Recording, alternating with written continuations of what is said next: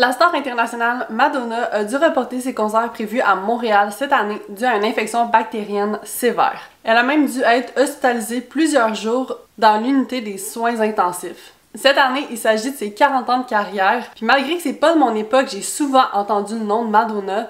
En plus, elle est la reine des polémiques et des controverses. Alors ça fait très bien avec ma série Sip. Je me suis dit que j'allais découvrir qui est cet artiste au travers de cette vidéo et pourquoi elle a autant marqué le monde de la musique et les époques. À la fin de la vidéo, j'aimerais que vous me disiez qui vous croyez aujourd'hui qui est comme la Madonna de notre époque et est-ce qu'il y en a une? Bonjour tout le monde, j'espère que vous allez bien. On se retrouve aujourd'hui pour une nouvelle vidéo Sip où je vous parle du parcours de la pop star Madonna. On va parler de ses débuts dans le monde de la musique, de ses controverses et de ses relations. Évidemment, je pourrais pas tout couvrir. On parle de quelqu'un qui a vécu plus de 60 ans et qui a une des plus grosses carrières en musique. Mais j'ai fait de mon mieux pour vous sortir les informations les plus intéressantes et comme toujours, mes sources sont en description. Madonna, de son nom complet Madonna Louise Ciccone, est née le 16 août en 1958 à Bay City, dans le Michigan. Et elle a présentement 64 ans, c'est bientôt sa fête, en fait dans quelques jours c'est sa fête. C'est la fille d'un Italien américain et sa mère c'est une franco-canadienne. Et savez-vous que Madonna et Céline Dion ont des ancêtres communs? En fait, c'est sa mère qui porte le même nom, Madonna. Elle est descendante d'un certain Julien Fortin, un Français qui a immigré au Québec en 1650 en Nouvelle-France à l'époque. Et il est dans la même famille qu'un certain Zachary Cloutier, qui est un ancêtre de Céline Dion. Fait que, bref, sont un peu reliés. Dans sa famille, elle va grandir aux côtés de 5 frères et sœurs. Et elle va malheureusement perdre sa mère dû à un cancer du sein à l'âge de 5 ans seulement. Puis elle va souvent faire référence à sa mère dans ses albums en hommage à elle. Ça l'a vraiment impacté dans sa vie. Et 3 ans plus tard, son père va se remarier et il va avoir 2 autres enfants avec une autre femme. Puis Madonna va pas du tout l'accepter, elle va pas bien s'entendre avec sa nouvelle belle-mère. Au cours de sa jeunesse, elle va être beaucoup influencée par le catholicisme et ça se reflète dans plusieurs de ses chansons, vidéoclips, spectacles. Vous allez voir ça, mais peut-être pas de la façon que l'institution catholique aurait voulu, disons ça comme ça. Quand elle était jeune, elle était fascinée par les sœurs et voulait même en devenir une elle-même. À un certain point, son père va l'inscrire à des cours de piano, mais elle, ce qu'elle voulait faire, c'est danser. Fait qu'elle va finir par le convaincre de lui laisser prendre des cours de ballet. Puis de ce que j'ai pu lire, elle avait pas beaucoup confiance en elle à ce moment-là dans sa vie, mais c'est son prof de ballet qui va la convaincre de poursuivre une carrière en danse à New York. Au secondaire, elle va devenir cheerleader et va même recevoir une bourse de danse pour étudier à l'université de Michigan en théâtre et en danse. L'été, elle faisait des cours dans un festival de danse américain à Durham, en Caroline du Nord. Puis après 2 ans, elle va décider d'abandonner l'université. Même si elle a des bons résultats et tout, elle voulait vraiment se lancer dans la danse. Son père était vraiment déçu, fait qu'il a décidé de lui couper les vivres. Et c'est à ce moment-là qu'elle quitte le Michigan pour aller à New York vivre son rêve de devenir danseuse. Mais la réalité va rapidement lui frapper au visage. Elle arrive à New York en 1978 à 20 ans avec seulement 35 $ en poche. Elle va se rendre au quartier de théâtre mais se fera pas du tout prendre au sérieux et vivra plusieurs traumatismes à son arrivée dans la grosse métropole. Elle dit « Je n'y ai pas été accueillie à bras ouverts. La première année, on m'a braquée avec un pistolet. J'ai été violée sur le toit d'un immeuble où on m'avait poussée avec un couteau dans le dos. Et mon appartement a été cambriolé 3 fois. » Elle va vivre dans un appartement du East Village et va faire un peu d'argent en travaillant dans un Dunkin' Donut. Et elle va aussi poser nue comme modèle. Et ce qui est quand même drôle, c'est qu'elle va avouer dans une entrevue qu'elle s'est fait renvoyer du Dunkin' Donuts. Elle va faire partie de troupes de danse et va prendre des cours de danse justement à l'école Alvin Ailey American Dance Theater. En 1979, elle rencontre le musicien Dan Gilroy.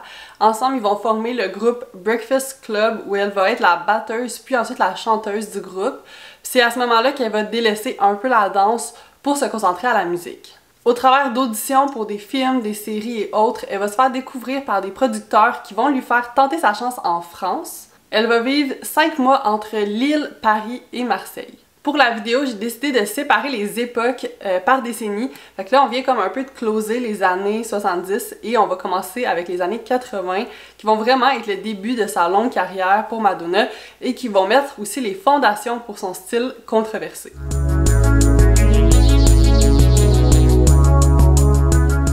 En 1980, elle quitte le groupe Breakfast Club et forme un nouveau groupe avec son nouveau copain de l'époque qui va s'appeler Amy and the Amys. Ça durera pas très longtemps, environ 1 an, et Madonna va décider de faire carrière solo. Elle va se promener dans les clubs pour que les DJ mettent sa musique. Puis un jour, elle est allée au club Danceteria, je sais pas trop comment le prononcer, et elle va rencontrer le DJ Mark Cammins qui va vraiment aimer sa musique. Ils vont même commencer à se fréquenter, puis il va devenir son copain, et c'est lui justement qui va produire son premier single appelé Everybody, qui va sortir en 1982.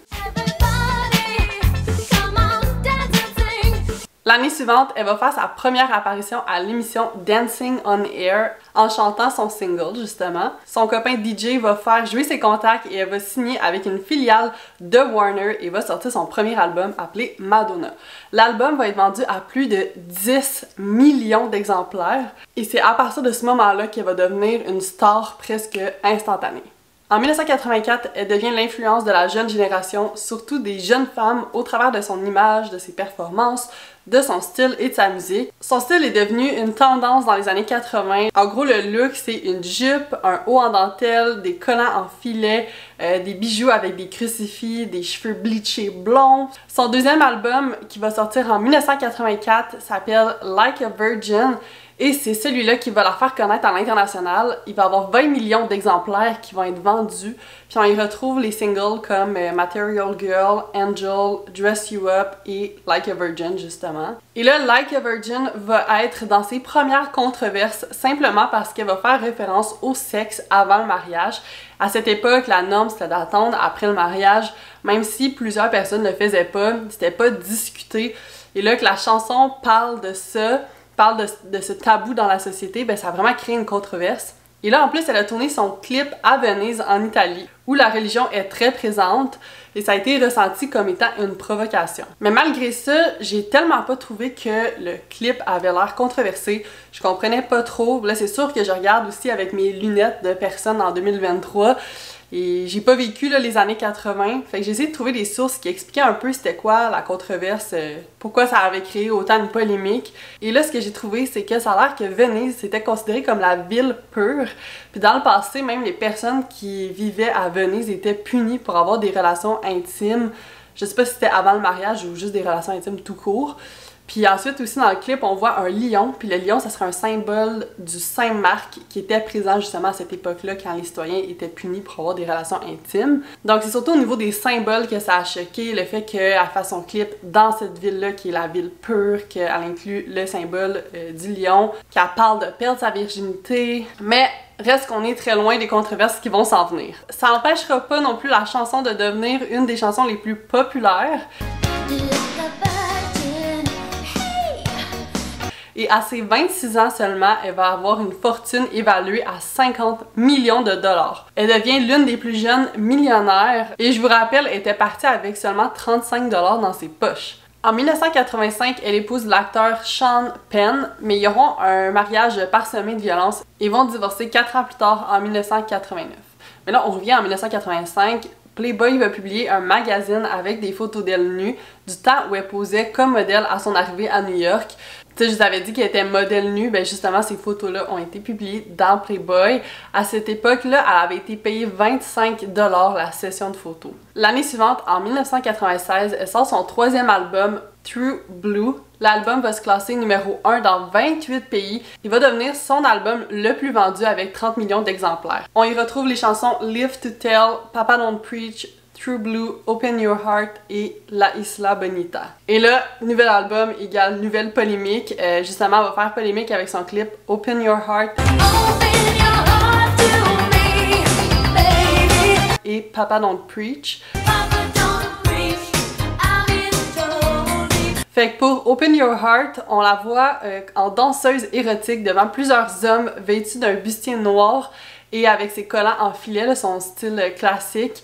Et ce qui va surtout créer la controverse, c'est parce que plusieurs gens disaient qu'elle sexualisait la femme, alors que d'autres disaient que non, au contraire, elle montre une femme libérée. Sinon, ben, il y a aussi à la fin du vidéoclip où elle embrasse un jeune garçon, c'est pas un jeune homme, là, mais vraiment un jeune garçon. puis on la voit repartir avec lui au loin. Puis par rapport à Papa Don't Preach, c'est une chanson à propos d'une adolescente qui tombe enceinte, mais qui décide de garder le bébé et qui a peur de la réaction de son père. Fait que certaines personnes disaient que ça allait encourager les jeunes à avoir des bébés. D'autres se demandaient si Madonna était pro-vie, anti-avortement. Et finalement, après avoir refusé de s'exprimer plusieurs fois, la publiciste de Madonna va s'exprimer en disant: elle chante une chanson, elle ne prend pas une position, sa philosophie est que les gens peuvent penser ce qu'ils veulent. Son but, c'était justement un peu d'ouvrir le dialogue, d'enlever le tabou des adolescentes enceintes en montrant un clip, puis que le clip devienne populaire. Ça allait faire en sorte que ça allait peut-être être moins tabou, puis pas moins tabou dans le sens d'encourager ça, mais de rendre ça moins tabou, ça fait que ça ouvre la discussion. Puis c'est plus tard justement qu'elle va donner son avis par rapport à l'avortement puis dire qu'elle est favorable à l'interruption de grossesse indésirée, fait que c'est vraiment au choix de la femme. En 1987, elle débute sa première tournée mondiale. À une de ses représentations en France, elle conclut le spectacle en lançant sa culotte au public. Les rumeurs disent qu'elle serait même atterrie sur les genoux du président français de l'époque. Je sais pas si c'est vrai. Pendant sa présence en France, elle va donner aussi un demi-million de francs pour la recherche contre le sida. Elle va beaucoup s'impliquer dans cette cause-là, justement. 2 ans plus tard, elle lance un autre album qui s'appelle Like a Prayer. Puis dans cet album-là, il y a une chanson qui s'appelle Like a Prayer.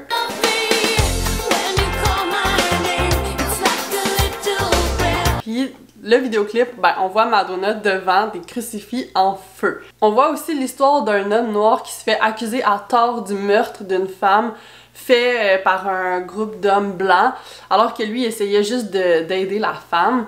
Et il y a aussi des scènes où on voit Madonna et cet homme-là comme tomber en amour, s'embrasser. Puis là, ce qui a été supposé, c'est qu'ils couchent ensemble sur un autel dans une église. Et là, le clip va être condamné par le Vatican, il va être interdit en Italie. Certains groupes extrémistes considèrent même le clip comme une représentation satanique. Puis cette controverse-là va lui coûter son contrat qu'elle avait avec Pepsi, avec qui elle était ambassadrice, puis qui était censée la sponsoriser pour sa tournée. En fait, les groupes religieux demandaient carrément un boycott des produits Pepsi, puis c'est pour ça qu'ils ont annulé leur contrat avec elle. Certaines personnes vont dire au courant de la carrière de Madonna qu'elle a basé sa carrière au complet sur les controverses. Et bien que ça soit ça ou pas, ça va avoir fonctionné parce que justement cette chanson-là va être une de ses chansons les plus populaires et sera classée numéro 1 pendant des semaines dans les classements. Dans ce même album, elle va collaborer avec Prince sur la chanson Love Song. Puis suivant cette collaboration-là, ils vont même se fréquenter quelques temps, mais ils vont devenir finalement juste de bons amis. Là, ça fonctionnera pas entre eux. Vers la fin des années 80, Madonna va être nommée artiste de la décennie par MTV, Billboard et Musician Magazine. Elle va avoir fait sa marque et va être prête à entamer la prochaine décennie, qui est les années 90.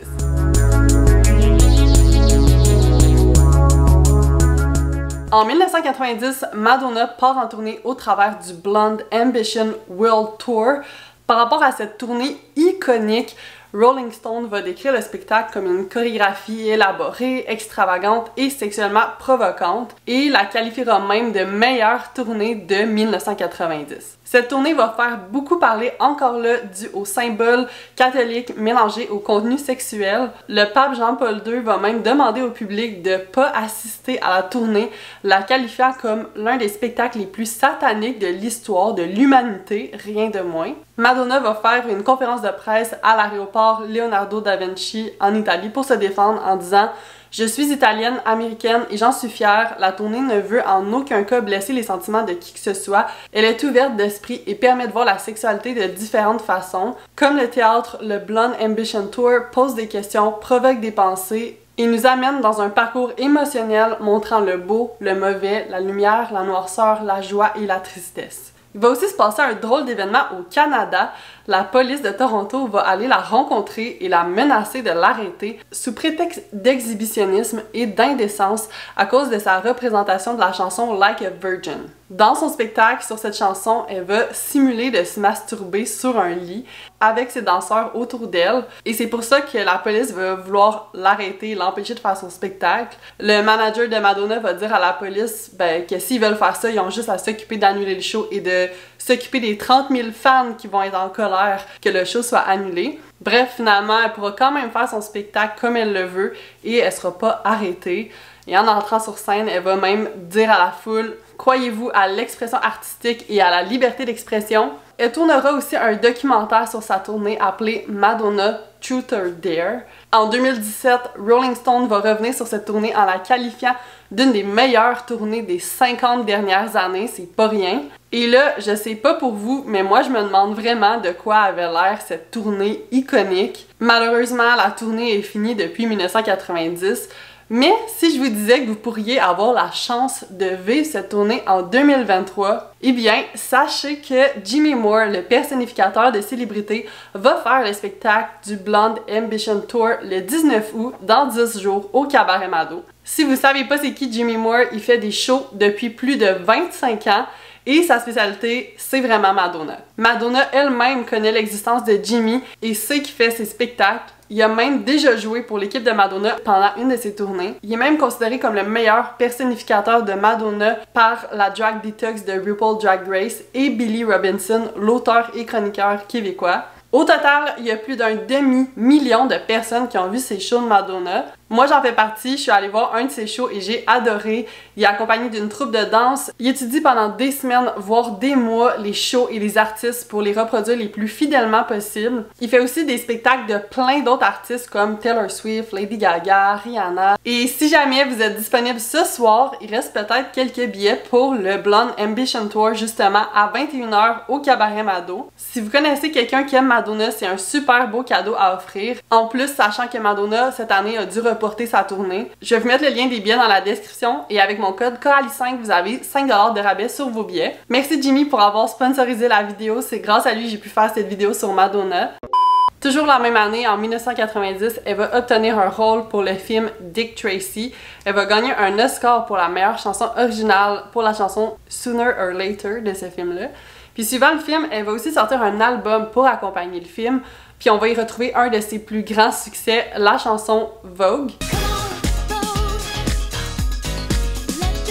Mais en plus de gagner un Oscar, elle va faire tourner les têtes en arrivant à la cérémonie, accompagnée de Michael Jackson.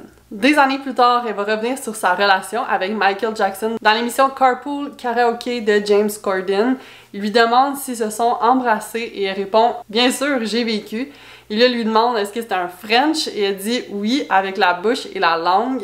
Je n'ai jamais eu l'occasion d'en parler puisque personne ne me l'a jamais demandé. Elle ajoute ensuite que c'est elle qui a fait les premiers pas, que lui était un peu timide, mais qui sont pas allés plus loin et qui seraient restés simplement amis jusqu'à son décès. La même année, le clip Justify My Love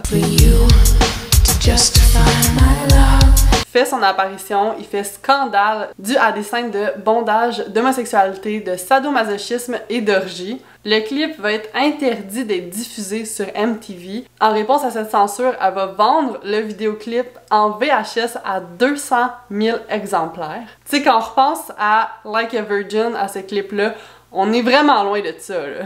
En 1992, Madonna va sortir l'album Erotica et plus tard après, elle va aussi sortir un recueil de photos érotiques appelé Sex, où elle est complètement nue. Pendant le shooting de son livre, elle va rencontrer Ingrid Cazares et elles vont sortir ensemble pendant environ 1 an ou 2. Et ensuite, elle va fréquenter la mannequin Jenny Shimouzi. C'est à ce moment-là qu'elle annonce être bisexuelle. Elle dit même que tout le monde, au final, a une nature bisexuelle. Le vidéoclip de sa chanson Erotica sera lui aussi banni de MTV après 3 apparitions. Madonna va s'exprimer en disant « MTV s'adresse à un large public, dont beaucoup d'enfants, et beaucoup de thèmes que j'explore dans mes vidéos ne sont pas destinés aux enfants, donc je comprends qu'ils disent que je ne peux pas le montrer. » MTV vont pas être les seuls à agir de cette façon, le clip sera même banni dans plusieurs pays. Cet album sera pas autant apprécié du public, ce qui semble ressortir justement des commentaires du public, c'est qu'ils sont tannés que Madonna utilise tout le temps la sexualité, puis qu'elle en fait trop en fait. Et en même temps, ben justement, elle va sortir un film de genre thriller érotique qui va amplifier cette lassitude. C'est vraiment au début des années 90 que ça va être comme un trop-plein pour le public. Il y a ce film-là, il y a ses vidéoclips, le livre qu'elle a fait, c'était juste too much pour le public. En 1993, elle décide de repartir en tournée sur ses plus gros succès en espérant rechercher la passion du public. Et ça va marcher, la tournée va être un succès mondial. L'année suivante, en 1994, elle va participer au talk show Late Show avec David Letterman. C'est un interview qui me fait beaucoup rire. Elle n'hésite pas à dire des mots interdits à la télé qui vont devoir être censurés.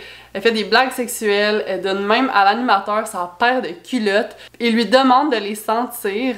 On voit qu'elle aime la provocation et jouer sur la ligne. Je vous mets quelques extraits. Oh, come on! Let's go kiss the guy in the audience. Why don't you go kiss the guy in the audience? Why are you so obsessed with my sex life? As we all know, I have none of my own. I like that. She said, I can't. A lot of people would cave into the pressure and say, oh, all right. They'd go out and kiss him and get it over with. Yeah, well, I've never succumbed to peer pressure. Good for you. That's what we love about you, Madonna. Yes. What brings Incidentally, you are a sick. I don't know why I get so much. You realize this is being broadcast, don't you? Yeah. What brings Wait a you... minute, aren't you going to smell them? I'll take care of that later. It's a lovely... Come on. I gave him my underpants and he won't smell. En 1995, elle va rencontrer Carlos Leon, un entraîneur au gym qu'elle fréquentait à New York, et c'est elle qui va l'inviter sur une date, et ils vont ensuite être en couple et avoir une petite fille ensemble, et justement, elle va avoir son premier enfant à 38 ans. En 1996, elle va jouer dans un film et va représenter la première dame argentine, Eva Perón. Le peuple argentin sera vraiment pas content du choix d'actrice qui doit représenter en fait une sainte. Ça l'empêchera quand même pas de gagner un Golden Globes pour meilleure actrice dans son rôle. Sa relation avec Carlos Leon va se terminer en 1997. Elle dit qu'ils sont juste mieux en tant que meilleurs amis. La naissance de sa fille semble la faire changer un peu. Elle va se présenter de façon moins provocatrice. Elle va sortir un album en 1998 appelé Ray of Light. L'album va remporter 4 Grammys en 1999. On y retrouve les chansons Frozen, Ray of Light, Drowned World, Substitute for Love, The Power of Goodbye et Nothing Really Matters, qui deviendront populaires partout dans le monde. En 1999, elle va aussi sortir un nouvel album qui s'appelle Music et qui va encore là très bien performer. Une des chansons What It Feels Like for a Girl sera réalisée par un certain Guy Ritchie qui deviendra quelques mois plus tard son mari. Le clip en question sera censuré par plusieurs chaînes de télé parce qu'il va être jugé trop violent. Dans le début de sa relation avec Guy Ritchie, elle va avoir un autre enfant, un petit garçon, et ils vont être mariés, elle et Guy Ritchie, au total 8 ans. Maintenant, on passe dans les années 2000, on fait un saut jusqu'en 2003 où Madonna va sortir l'album American Life. Elle va prendre position dans des enjeux politiques au travers de cet album et va, par exemple, s'opposer à la guerre en Irak et à la politique de George W. Bush. Sur son album, elle va avoir les traits de Che Guevara devant un drapeau américain. Le clip de sa chanson American Life va même montrer un militaire lançant une grenade au président, mais cette version-là sera plus disponible. Il va être remplacé rapidement par un autre clip. Et le clip original, j'ai vu qu'il a été publié par Madonna sur YouTube il y a 3 mois, mais reste qu'on voit quand même pas la scène où elle lance la grenade là, vers le président. Et je vous montre ensuite lui qui a été considéré officiel après justement cette controverse-là. Elle a changé. Je pense que c'est la première fois en fait que Madonna faisait ça, qu'elle retirait son vidéoclip puis qu'elle mettait un autre vidéoclip à la place. Les chaînes de radio et télévision de droite vont appeler au boycott de son album. Puis étonnamment, cette fois-ci, elle va décider de changer son vidéoclip. C'est la première fois qu'elle faisait ça. Et justement, cet album-là, à l'époque, va être son moins vendu. La même année, lors du 20e MTV Music Award, elle fait beaucoup parler en embrassant Britney Spears et Christina Aguilera. Elle va se faire accuser d'essayer de faire de la publicité pour son album, mais elle va dire que pas du tout. Mais dans tous les cas, ça n'a pas vraiment marché. Son album va pas vraiment mieux s'en tirer. En 2004, elle repart en tournée et vend tous ses billets pour 58 spectacles en quelques heures. En 2005, elle sort un nouvel album, Confession on a Dance Floor, qui va se classer numéro 1 dans 40 pays et elle va gagner un Grammy Award et remporter un record Guinness pour cet album-là. Dans cet album, on y retrouve les chansons Hang Up, Sorry, Get Together et Jump. De ce que j'ai pu lire, elle a mis en avant un côté plus féministe, plus girl power et s'assume en tant que femme mature. Et ce que j'ai vu, c'est qu'elle aurait permis aux autres femmes de son âge de se sentir plus fortes au travers de cet album. L'année suivante, elle repart pour sa 7e tournée au travers de la Confession Tour. Elle revient à ses sources de provocation, elle apparaît crucifiée dans une de ses chansons. Le Vatican va qualifier ça de blasphème. Le pape Benoît XVI va demander à ce qu'elle soit excommuniée, parce que, tu sais, à la base, elle est catholique. Madonna va réagir en disant qu'elle fait sa confession sur la croix et qu'après, elle y descend, que c'est pas une moquerie à l'Église. Puis par rapport à la religion en général, elle va dire qu'elle croit à Dieu, elle croit à une force supérieure, mais qu'elle se considère pas catholique ni vraiment d'une autre religion due aux institutions. Elle croit pas aux institutions qui ont été mises en place. Au travers de sa tournée, il va y avoir une menace à la bombe qui va finalement être fausse. Et il va aussi avoir une menace d'enlèvement par la mafia russe. Fait que c'est une tournée assez intense. Après sa tournée, justement, elle va partir au Malawi pour aider à construire un orphelinat et va commencer des démarches pour adopter un bébé.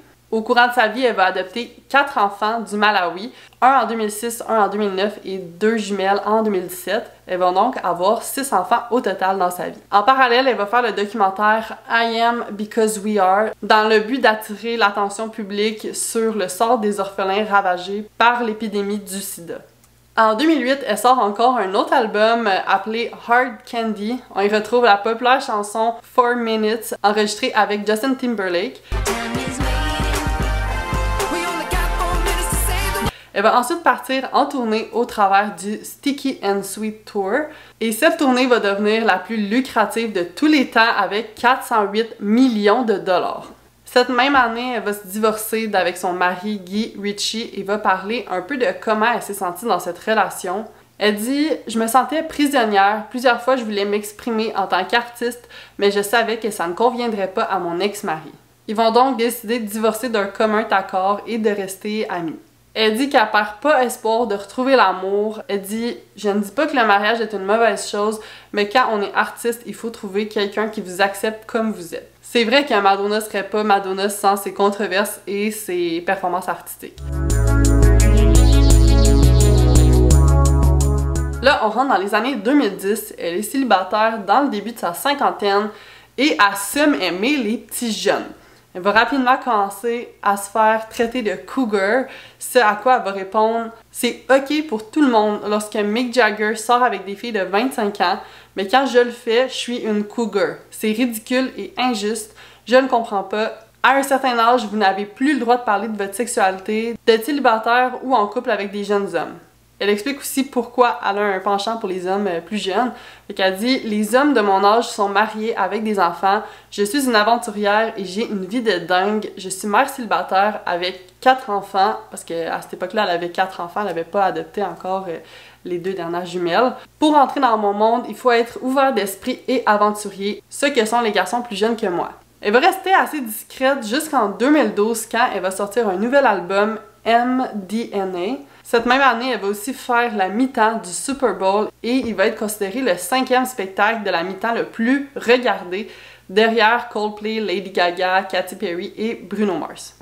Elle fera pas de promo pour son album et justement, il va se vendre beaucoup moins que les autres, mais elle décide quand même de partir en tournée et il va être critiqué en France pour être arrivé 45 minutes en retard sur un spectacle de 1h30, fait la moitié du temps. On dirait que Madonna est vraiment pas dans une bonne passe à ce moment-là, parce que l'année suivante, elle va sortir un autre album, Rebel Heart, et cet album-là va être le moins vendu de toute sa carrière. Il va même être considéré comme un fiasco commercial par le magazine Forbes.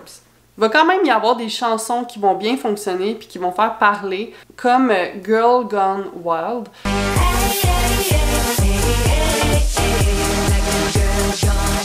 Où on la voit avec plein d'hommes plus jeunes qu'elle dans des danses suggestives. Elle choque les esprits en faisant encore des références sexuelles à son âge, je le dis entre guillemets. On avance maintenant jusqu'en 2015. Elle fera une apparition surprise durant le spectacle de Drake à Coachella. Il va faire beaucoup parler parce qu'elle va l'embrasser à la fin d'une chanson. Mais pas juste un bisou, là, un gros French. Après ça, Drake va dire dans son micro « What the fuck? Qu'est-ce qui vient de se passer? » C'était vraiment pas prévu, elle devait juste danser autour de Drake. Et ce qui a surtout parlé, c'est la réaction de Drake. Plusieurs disent qu'il avait l'air dégoûté après l'avoir embrassé. Pourtant, juste avant, il arrête pas, il met même sa main dans ses cheveux. Fait que c'est un peu contradictoire. Moi, j'ai plus l'impression que c'était sa réaction qui était comme sur le choc, puis il était comme oh! Tu sais, c'était pas qu'il avait envie de vomir, là. C'est justement ce qu'il va dire dans une publication Instagram en disant « N'interprétez pas mal mon choc, j'ai pu embrasser la reine Madonna et je me sens à 100% à propos de ça pour toujours. Merci Madonna. » Par après, il a dit qu'il a vraiment pas aimé le goût du rouge à lèvres, puis c'est peut-être ça qui pourrait expliquer sa réaction. En 2016, Madonna a été nommée la femme de l'année par Billboard. Le mois suivant, alors qu'elle supportait activement Hillary Clinton, c'est Donald Trump qui est élu comme président américain. Elle a parlé publiquement contre lui lors d'une marche pour la journée de la femme et elle a dit entre autres « J'ai pensé beaucoup à faire exploser la Maison-Blanche ». Le lendemain, alors que ses propos ont mené à une controverse, elle s'est exprimée en disant que ces mots avaient été simplement pris hors contexte. En 2017, elle déménage au Portugal pour suivre son fils David qui va suivre une formation de soccer là-bas. La même année, une grosse nouvelle va sortir en 2017 par le magazine à potins TMZ. On va apprendre que Madonna avait déjà sorti avec le rappeur Tupac dans les années 90. On va le savoir au travers d'une lettre qu'il lui a envoyée alors qu'il était en prison en 1995. Par contre, on n'a pas accès à la lettre entière, mais voici une partie de ce qui avait été dit dans la lettre. Pour toi, être vu avec un homme noir n'aurait en aucun cas compromis ta carrière, ça t'aurait sans doute rendue plus ouverte et plus excitante aux yeux des autres. Mais pour moi, du moins, dans la conception que j'avais, je pensais que pour mon image, cela signifierait de tourner le dos à la moitié des gens qui m'avaient fait arriver là où j'étais. Il continue en disant « Si tu es toujours intéressé, j'aimerais en discuter davantage avec toi, mais certaines choses ne pouvaient pas attendre. Je me suis sentie appelée à te parler juste au cas où quelque chose arriverait. Sois prudente, Madonna, tout le monde n'est pas aussi honorable qu'il le paraît. Que mes 5 balles en soient la preuve. » Et justement, 1 an et demi plus tard, il va être assassiné. Finalement, 4 ans après son dernier album, elle sort l'album Madame X. Et le clip d'une chanson en particulier va faire beaucoup parler.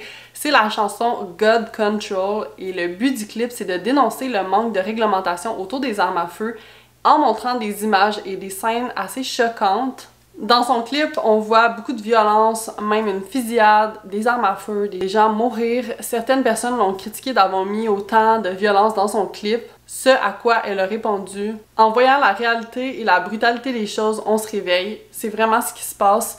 Voilà à quoi cela ressemble. Vous vous sentez mal? Tant mieux. Vous ferez peut-être quelque chose pour y remédier. » En 2019, elle annonce une tournée, cette fois plus petite que les autres, mais elle devra annuler plusieurs spectacles dû à une blessure à son genou après être tombée pendant son spectacle à Paris. Ensuite, c'est la COVID qui arrive, elle doit annuler ses spectacles et quelques mois plus tard, elle va se faire opérer à la hanche. En 2019, elle va être en couple avec un de ses danseurs, Ala Malik Williams, âgé de 27 ans, alors qu'elle en a 61, fait que ça va faire beaucoup parler.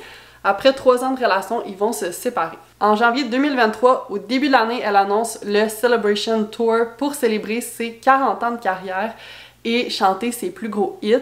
Dans son spectacle, elle sera accompagnée de la drag queen Bob, le gagnant de la 8e saison de RuPaul's Drag Race. Les premières dates devaient être en juillet 2023 avec des dates au mois d'août, justement à Montréal. Mais 2 semaines avant de commencer sa tournée, elle annonce devoir la reporter due à une infection bactérienne qui va l'envoyer pendant plusieurs jours aux soins intensifs. Le 10 juillet, elle a publié sur Instagram disant qu'elle était sur la voie de la guérison et qu'elle allait pouvoir commencer sa tournée en octobre. Un peu plus tôt dans l'année, en février, elle a fait beaucoup parler lors de son apparence au Grammy Award.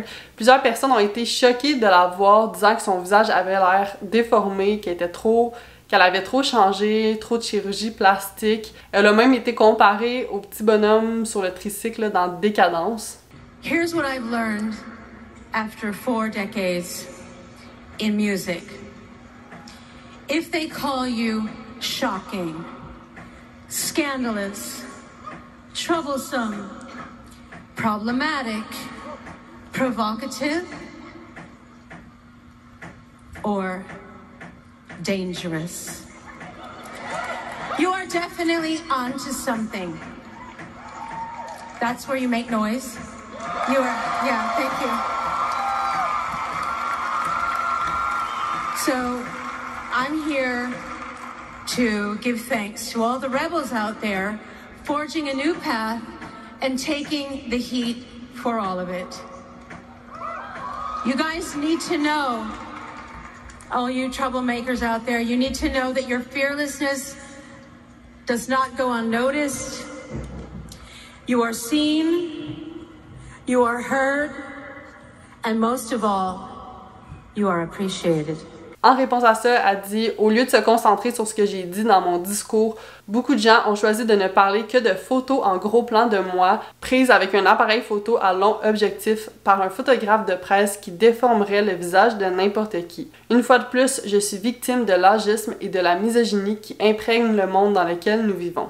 Un monde qui refuse de célébrer les femmes qui ont dépassé l'âge de 45 ans et ressentent le besoin de les punir si elles continuent à être fortes, volontaires, travailleuses et aventureuses. Je ne me suis jamais excusée pour aucun des choix créatifs que j'ai faits, ni pour mon apparence ou ma tenue vestimentaire, et je ne vais pas commencer. Mais je comprends que tout cela n'est qu'un test, mais je suis heureuse d'être la pionnière pour que toutes les femmes derrière moi puissent avoir plus de facilité dans les années à venir. 15 jours plus tard, elle va poster sur Instagram une photo d'elle avec un visage qui semble moins enflé et va écrire en dessous « Regardez comment je suis belle maintenant que l'enflure a diminué » avec un bonhomme qui pleure de rire, faisant référence comme quoi que ça avait désenflé après ses chirurgies plastiques. En mars 2023, elle va officialiser sa relation avec le boxeur Josh Popper de 29 ans, avec qui elle est toujours en couple aujourd'hui. Bon, ça a été une grosse vidéo. Je connaissais tellement pas Madonna. Je connaissais seulement quelques chansons. Je comprends d'où vient sa réputation et pourquoi tout le monde la connaît. Elle a clairement défriché le chemin pour plusieurs artistes aujourd'hui. Moi, j'ai adoré la découvrir au travers de cette vidéo. Mais pour revenir à ma question du début, est-ce que vous trouvez qu'il y a un ou une artiste plus jeune qui est en train de devenir la prochaine Madonna avec son impact, son culte, etc.? Si oui, dites-moi qui. J'ai l'impression que Britney Spears aurait pu être une bonne candidate, mais avec sa tutelle, ça lui a beaucoup nui. Il y a aussi Lady Gaga qui a clairement des ressemblances inspirées de Madonna, mais encore là, elle a été super populaire et aujourd'hui on en entend beaucoup moins parler. En ce moment, je pense un peu à Taylor Swift avec son Era Tour. Si vous êtes sur TikTok, il y a clairement un culte autour de cette star. À voir maintenant comment ça va se dérouler dans le futur. Dites-moi ce que vous avez pensé du parcours de Madonna en commentaire. Si vous avez aimé la vidéo, n'oubliez pas de liker, de vous abonner et d'activer la cloche pour pas manquer mes prochaines vidéos. Je vous rappelle mon code promo de Coralie5 pour 5$ de rabais sur les spectacles de Jimmy Moore et dépêchez-vous parce que ça part très vite. Et si vous n'aviez pas vu ça passer la semaine dernière, j'ai fait une vidéo sur l'audience du Congrès américain sur les ovnis. J'ai tout traduit pour que vous sachiez ce qui s'est dit, j'ai synthétisé ça et tout, fait que je vous mets la vidéo juste ici. Et nous, on se retrouve mercredi prochain pour une nouvelle vidéo. Bye!